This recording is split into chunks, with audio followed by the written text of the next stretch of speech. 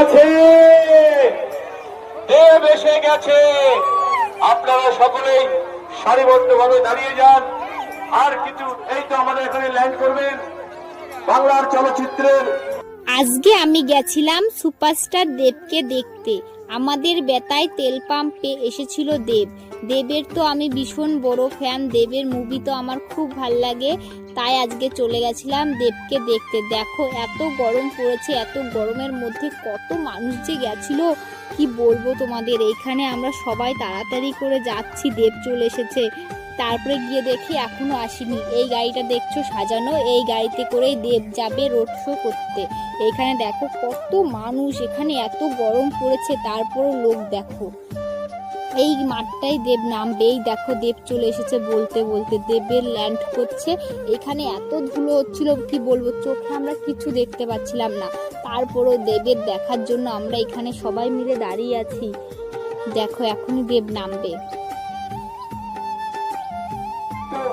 আমরা আনন্দিত, আমরা স্বাগত জানাই বাংলার ব্যস্ততম নায়ক সকলের নয়নে আগামী বিধানসভা নির্বাচনে আপনাদের সামনে স্বাগত জানাই আপনাদের আমার সকলের প্রিয় ভালোবাসার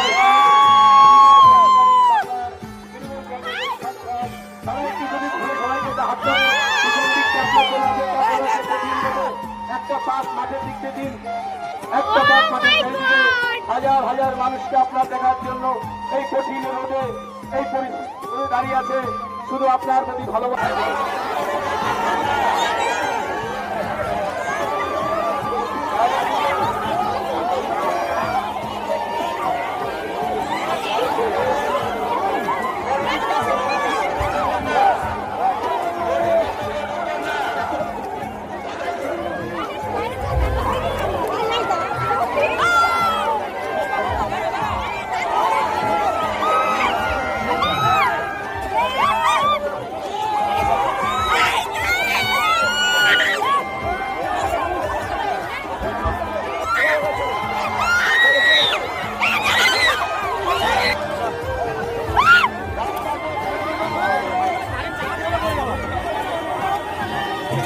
দেব তো বেরিয়ে গেল রোড শো করতে। এই গাড়িটাই দেখো, আর সবাই ওকে ঘিরে ধরেছে, প্রচন্ড গরম লাগছিল। তারপরে আমরা এখানে আখের রস খেয়ে নিলাম, আমার শাশুড়ি, আমি আর আমার ননদ সবাই মিলে এখানে আখের রস খেলাম।